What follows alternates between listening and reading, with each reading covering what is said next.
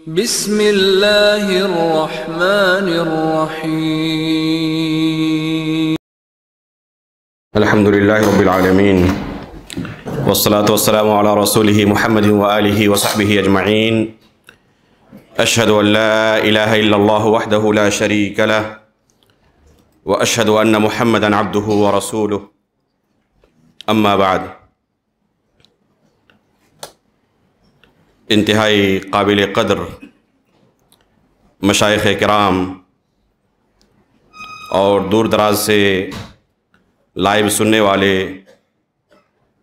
دینی احباب و مشائخ، محترم حاضرین، آج کے اس پروگرام کے لیے مجھے جو موضوع دیا گیا ہے وہ ہے راہ سلف کا معنی و مفہوم نصوص کی روشنی میں۔ آپ ابھی تک اللہ کے فضل و کرم سے راہ سلف اور منہج سلف سے متعلق کافی باتیں سن چکے ہیں، اور انشاءاللہ آگے بھی جو مشائخ کرام آپ کے سامنے حاضر ہوں گے اسی بنیادی موضوع کے مختلف جزیات پر آپ کے سامنے اپنی باتیں رکھیں گے۔ حقیقت میں اگر دیکھا جائے تو ان تمام تر گفتگو کا جو اصل بنیاد ہے وہ یہی ہے کہ پہلے ہم یہ جان لیں کہ راہ سلف کا معنی کیا ہے۔ محترم حاضرین، اللہ رب العالمین نے نبی صلی اللہ علیہ وسلم کو لوگوں کے درمیان معلم اور مربی بنا کر بھیجا۔ اللہ رب العالمین کا ارشاد ہے وَيُعَلِّمُهُمُ الْكِتَابَ وَالْحِكْمَةَ۔ نبی صلی اللہ علیہ وسلم نے لوگوں کے درمیان 23 سال کی ایک لمبی مدت تک رہ کر ان کو اسلام کی دین کی تعلیم دی، اور انہیں بار بار یہ احساس دلایا کہ اللہ رب العالمین کی عطا کردہ نعمتوں میں سے ان کے پاس یہ سب سے عظیم نعمت ہے۔ اگر کسی کے پاس یہ نعمت موجود ہے تو اس کے پاس اللہ رب العالمین کی سب سے عظیم نعمت موجود ہے، اور اگر کسی کے پاس یہ نعمت نہیں ہے تو گرچہ دنیا کی تمام نعمتیں اس کے پاس موجود رہے، گرچہ دنیا کی بادشاہت بھی اسے حاصل ہو جائے، وہ بڑا ہی بدنصیب اور محروم شخص ہے۔ اللہ رب العالمین نے نبی صلی اللہ علیہ وسلم کو جو دین دے کر مبعوث کیا تھا اس کے پاس بس وہی دین مقبول ہے۔ وَمَن يَبْتَغِ غَيْرَ الْإِسْلَامِ دِينًا فَلَن يُقْبَلَ مِنْهُ وَهُوَ فِي الْآخِرَةِ مِنَ الْخَاسِرِينَ۔ چونکہ اہل علم کی مجلس ہے اس لیے نصوص کے ترجمے سے بچ کر اپنے وقت کی حفاظت کرنا ہی زیادہ عقل مندی کی بات ہوگی۔ اس لیے گزارش ہوگی کہ جو نصوص پیش کروں آپ عربی عبارت پر ہی پوری توجہ فوکس رکھیں تاکہ وقت کی ہم تھوڑی سی بچت کر سکیں۔ محترم حاضرین، ہر شخص کو قبر کے اندر اسی دین کے بارے میں سوال کیا جائے گا، وما دینک، تمہارا دین کیا تھا؟ اگر اس نے اپنی عملی زندگی کے اندر اسی دین کو فالو کیا تھا جو دین نبی صلی اللہ علیہ وسلم نے اپنے صحابہ کو سکھایا تھا، تب تو یہ اس کی نجات کا ضامن ہے۔ لیکن اگر اس نے کسی ایسے دین کو فالو کیا جو نبی صلی اللہ علیہ وسلم کے اس دین سے میل نہیں کھاتا، میچ نہیں کرتا، جو دین نبی صلی اللہ علیہ وسلم نے اپنے صحابہ کو سکھایا تھا، تو اس کی مقدر میں ہلاکت اور ناکامی ہے۔ نبی صلی اللہ علیہ وسلم جب اس دنیا میں صحابہ اکرام کو چھوڑ کر رخصت ہوئے، تمام کے تمام مسلمان ایک دین پر، ایک منہج اور ایک عقیدے پر، ایک شریعت پر قائم تھے۔ ان کے درمیان کوئی اختلاف، کوئی فتنہ موجود نہیں تھا۔ اسی کی طرف اشارہ کرتے ہوئے نبی صلی اللہ علیہ وسلم نے بیان کیا ہے ترکتکم علی البیضاء لیلہا کنہارہا لا یزیغ عنہا بعدی الا ہالک۔ اس راستے سے ذرہ برابر ادھر ادھر ہٹنے کا انجام کیا ہے؟ ہلاکت ہے، ناکامی ہے، رسوائی ہے، ذلت ہے، جہنم میں جانے کا باعث ہے۔ اللہ کے رسول صلی اللہ علیہ وسلم جب اس دنیا سے رخصت ہوئے، تمام کے تمام صحابہ ایک دین پر قائم تھے۔ اسی کو امام ابو منصور عبد القاہر البغدادی رحمہ اللہ، جن کی وفات سن 429 ہجری میں ہوئی ہے، الفرق الفرق بین الفرق کے اندر جو کہ مشہور کتاب ہے، فرماتے ہیں کان المسلمون عند وفات رسول اللہ صلی اللہ علیہ وسلم على منہاج واحد. کان المسلمون عند وفات رسول اللہ صلی اللہ علیہ وسلم على منہاج واحد فی اصول الدین و فروعہ.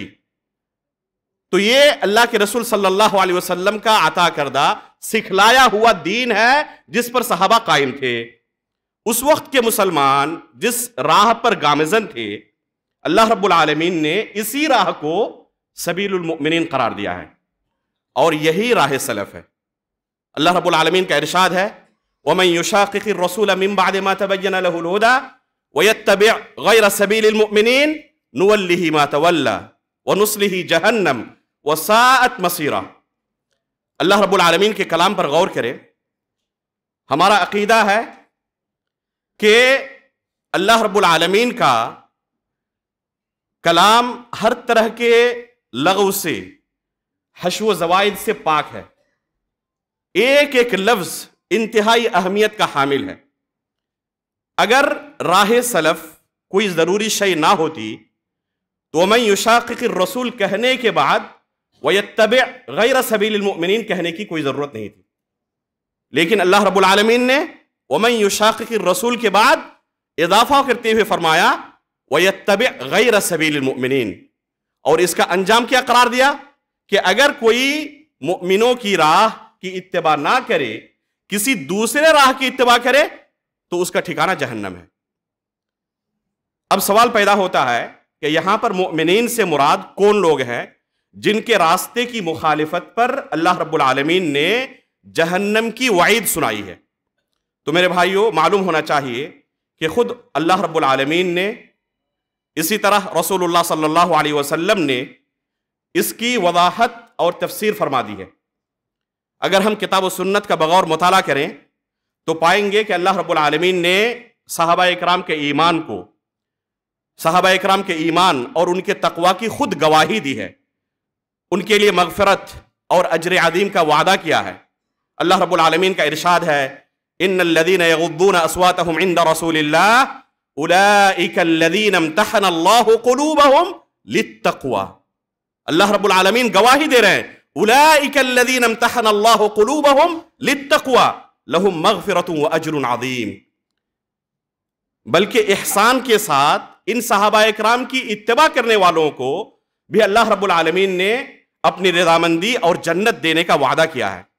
چنانچہ اللہ رب العالمین کا ارشاد ہے السابقون الاولون من المہاجرین والانصار والذین اتبعوهم بإحسان رضی اللہ عنہم ورضوا عنہ وأعد لهم جنات تجری تحتها الأنهار خالدین فیها ابدا ذلك الفوز العظیم. یہاں اللہ رب العالمین نے مہاجرین و انصار یعنی صحابہ اکرام کے لیے مطلقاً رضامندی اور جنت کا وعدہ کیا ہے.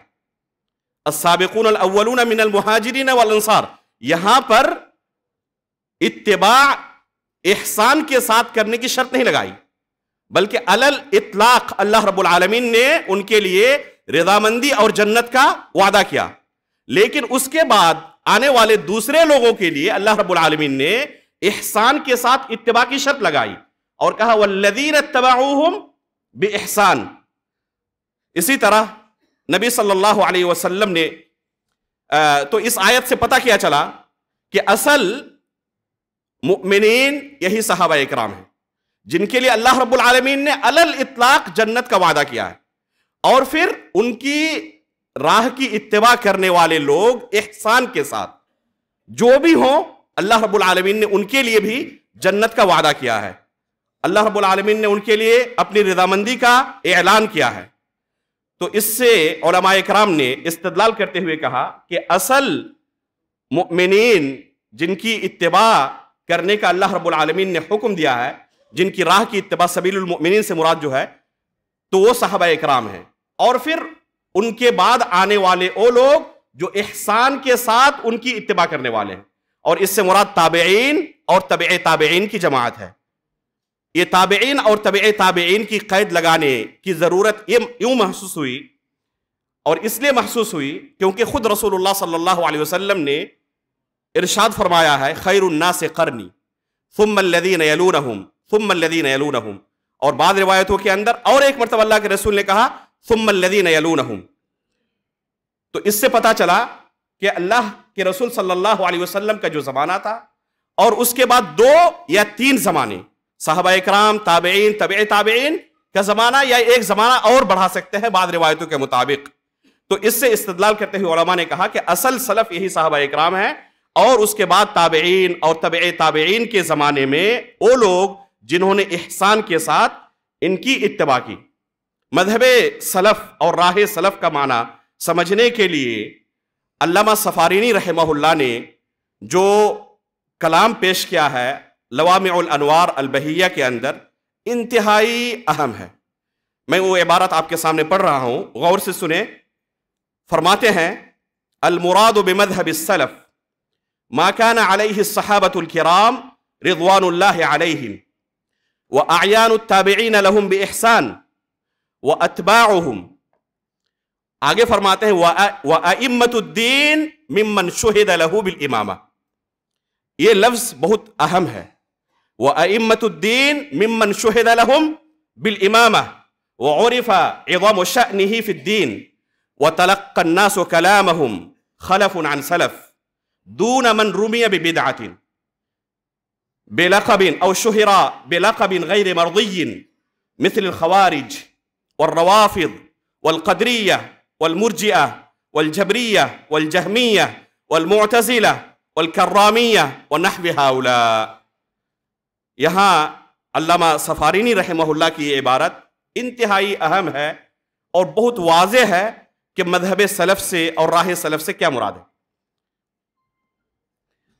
ان آیات، احادیث اور سلف صالحین کے نصوص سے واضح ہے کہ سبیل المؤمنین سے مراد، مؤمنین کی راہ سے مراد سب سے پہلے صحابہ اکرام ہیں، اور بعد میں آنے والوں کے لیے احسان کے ساتھ ان کی اتباع کرنا شرط ہے۔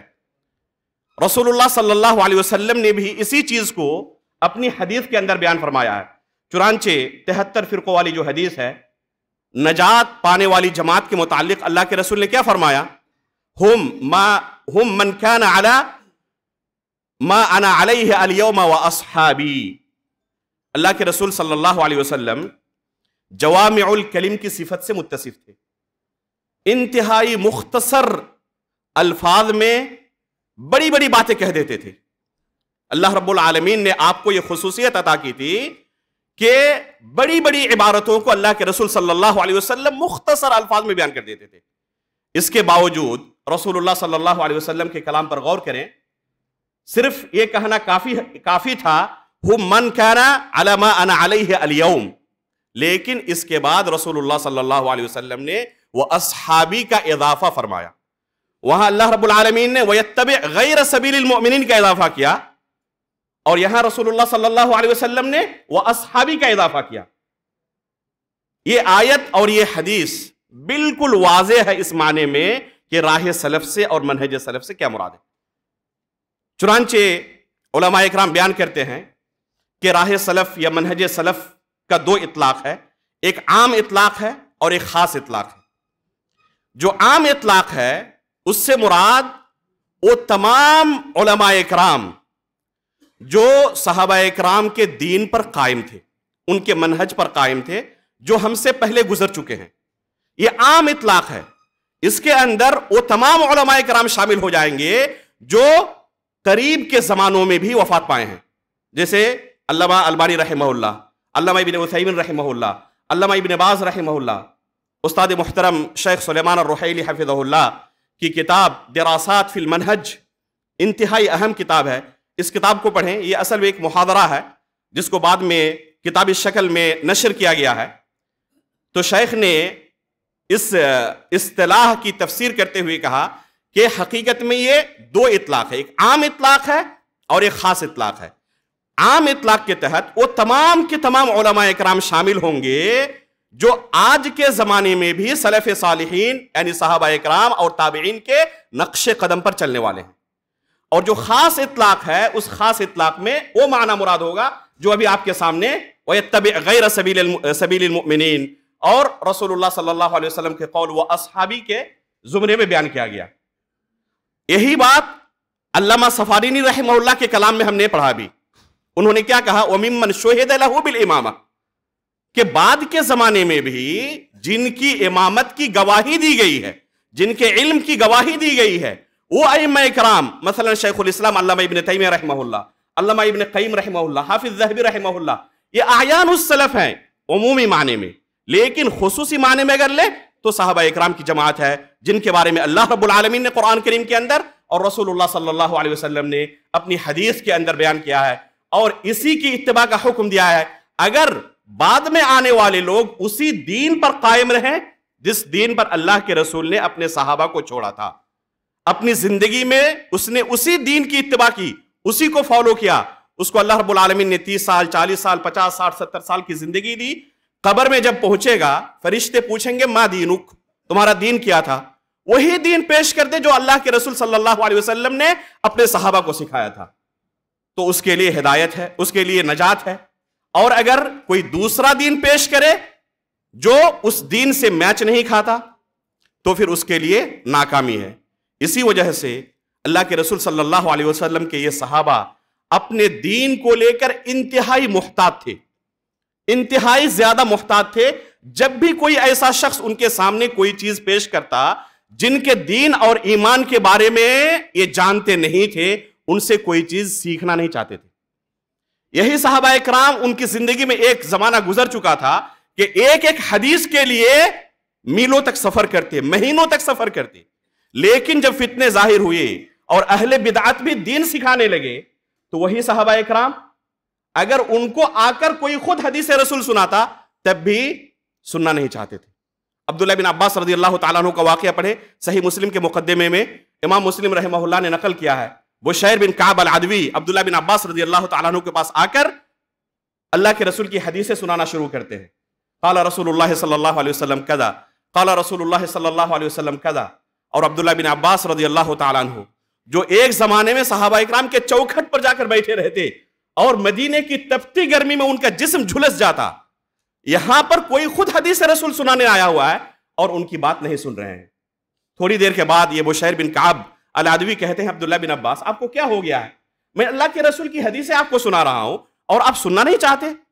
تب عبداللہ بن عباس رضی اللہ تعالیٰ عنہ نے کہا کہ سنو وجہ کیا ہے، ایک زمانہ ہمارے ساتھ گزر چکا ہے، صرف ہمارے کانوں کے اندر یہ آواز آتی قال رسول اللہ صلی اللہ علیہ وسلم ابتدرت الیہ ابصارنا واصغینا الیہ بآذاننا، ہماری آنکھیں اٹھ جاتی، کس نے کہا؟ اللہ کے رسول نے کہا۔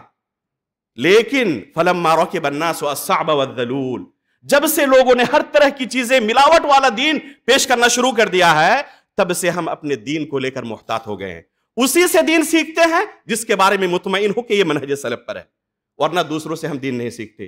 اس دین کی اہمیت کو ہمیں سمجھنے کی ضرورت ہے اور اسی دین کو فالو کرنے کی ضرورت ہے۔ اللہ رب العالمین ہمیں اس کی توفیق عطا فرمائے، آمین، تقبل یا رب العالمین، وصلی اللہ علی نبینا محمد۔